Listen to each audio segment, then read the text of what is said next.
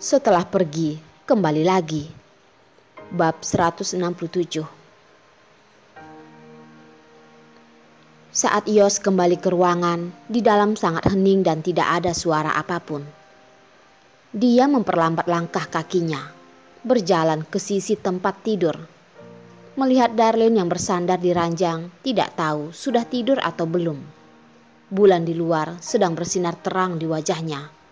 Bulu mata yang lentik masih terlihat air mata. Terlihat sangat menyedihkan. Dia dengan berjaga-jaga meringkukkan badannya. Tangan yang terluka ditekan di bawah wajahnya. Ini adalah reaksi yang dimiliki orang yang sangat berjaga-jaga. Yos pun mendesah. Dengan wajah memanjakan dan tidak berdaya, menggendongnya dengan lembut dan membiarkannya berbaring di bantal. Meletakkan tangannya di dalam selimut agar dia tidak menekan tangannya sampai darah tidak bisa mengalir.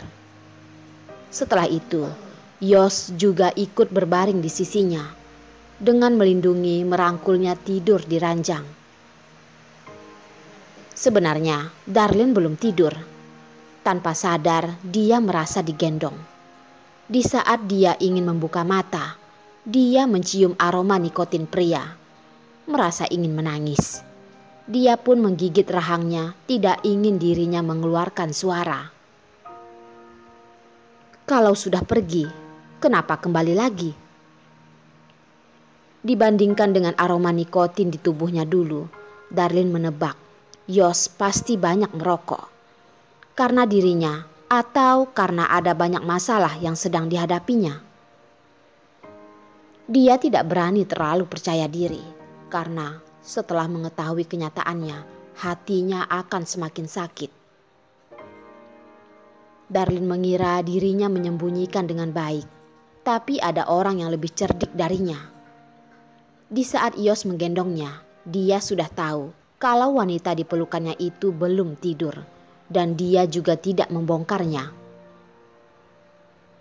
Keesokan harinya setelah banyak, tempat di sampingnya sudah dingin. Orang itu sudah pergi dari tadi. Darlene melihat ranjang yang kosong. Hatinya juga merasa sedih.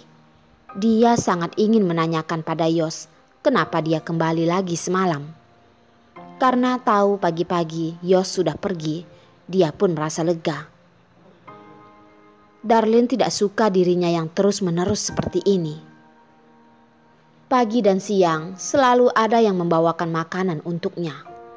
Selain dokter yang datang memeriksa kamar, tidak ada seorang pun yang mendekati ruangan. Banyak suara langkah di koridor juga terbatas. Dengan tidak mudah, akhirnya dia menunggu kedatangan Perlina. Darlene buru-buru ingin bertanya. Hanya saja di belakang Perlina ada sebuah ekor yang mengikutinya. Dia hanya bisa menelan kembali ucapannya. Perlina, kalian sudah datang ya? Iya, apakah keadaanmu sudah membaik? Perlina tahu Darlene ingin mengatakan apa. Karena ada orang yang menjengkelkan di sini, dia hanya mengedipkan mata pada Darlene agar Darlene tenang. Setelah mendapat signal itu, Darlene juga ikut tersenyum.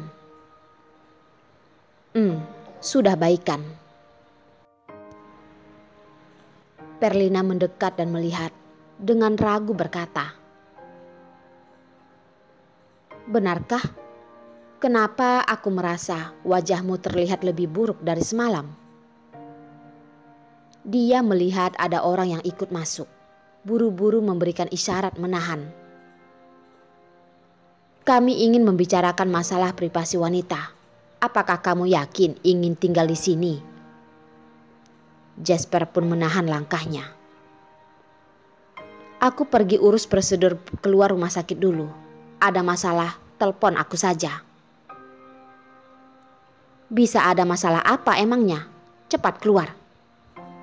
Perlina dengan tidak sabar berkata. Jasper dengan sabar tersenyum, membantu mereka menutup pintu.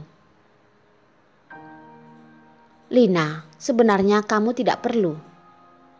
Darlene awalnya ingin mengatakan tidak perlu begitu galak pada Jasper. Perlina duluan menghentikan ucapannya. Kamu masih belum mengatakan berapa lapis bedak yang kamu pakai di wajahmu. Kenapa begitu putih seperti hantu? Apakah kamu ingin pergi memainkan opera?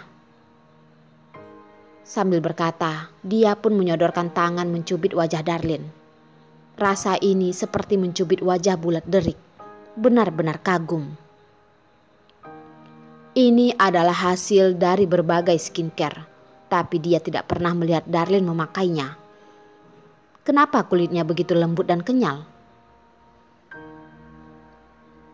Darlin, jangan-jangan kamu adalah jelmaan dari siluman.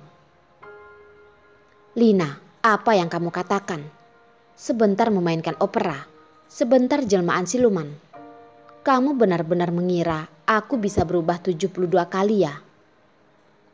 Darlin tertawa melihat teman baiknya yang terus mencubit wajahnya, mencubit sini-situ, bermain dengan sangat senang. Dia tidak boleh mengatakan masalah Jane datang ke sini. Kalau tidak, Perlina pasti akan marah. Yang bisa berubah 72 kali itu monyet. Kamu monyet ya? Perlina menarik tangannya, melihat wajah Darlin yang menjadi merah, dengan puas menganggukkan kepala. Nah, ini baru mirip dengan manusia. Derek sudah diantar ke tempat nenek. Darlin mengelus wajahnya yang dicubit terasa panas. Wajahnya tidak mungkin tidak merah kan? Sudah, aku yang melakukannya, kamu tenang saja. Aku pastikan tidak ada satu orang pun yang menyadarinya. Perlina melihat ada warna merah di bawah sudut bantalnya. Dengan penasaran bertanya.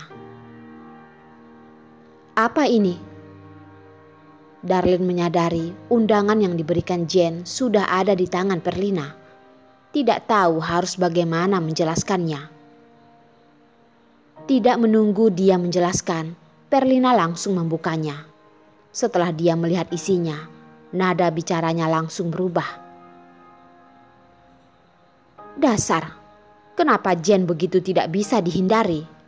Kenapa dia tahu kamu ada di rumah sakit dan mengantar undangan ke sini? Aku rasa ini adalah undangan yang ingin mencelakaimu. Lina, jangan berkata seperti ini. Ini adalah niat baik Jane. Darlin sendiri berkata dengan tidak percaya diri. Perlina dengan marah menyindirnya. Apakah otakmu terjepit pintu? Akankah dia bersikap baik padamu? Untuk apa pergi ke acara ulang tahun yang begitu menjijikkan? Aku sudah menyetujuinya. Suara Darlin dengan lembut menjawab. Apa? Kamu sudah menyetujuinya? Kamu benar-benar tidak ingin sembuh ya? Kata Perlina dengan marah. Lina, ini adalah kesempatan aku baikan dengan Jane. Darlin juga tahu apa yang dikhawatirkan Perlina. Tapi dia tidak ingin memikirkan Jane dengan begitu buruk. Jangan berharap. Aku sudah banyak bertemu wanita sepertinya. Dari ruang terlihat begitu baik. Di dalam sangatlah kotor. Dia memiliki banyak ide jahat untuk mencelakaimu. Kamu hanya belum melihat orang yang di depan melakukan ini, nama di belakang bertindak lain. Perlina berkata dengan tidak senang. Dan teman baikmu itu adalah orang yang sangat pintar berakting. Dari luar terlihat polos. Di dalam benar-benar jahat. Aku benar-benar tidak tahu apakah pria sekarang buta atau memang buta. Melihat wanita, melihat sejenak saja sudah mengerti. Perlina tidak begitu berlebihan seperti yang kamu katakan. Darlin juga bukanlah gadis kecil yang tidak mengerti apa-apa. Tentu saja tahu orang yang berkedudukan tinggi akan semakin ambisius. Tapi dia berhubungan selama 3 tahun dengan Jen. Sama sekali tidak menyadari hal ini. Selain perubahan setelah Jen mengetahui dia bersama dengan Yos, dia juga adalah orang yang sangat baik. Sudah. Apapun yang aku katakan, kamu juga tidak bisa mendengarnya. Setelah kamu celaka, baru kamu akan mengerti. Perlina sudah malas mengatakannya. Kalau kamu sudah menyetujuinya untuk pergi, aku juga akan pergi. Lina, kamu tidak perlu menemaniku. Dia tahu Lina tidak suka suasana seperti itu.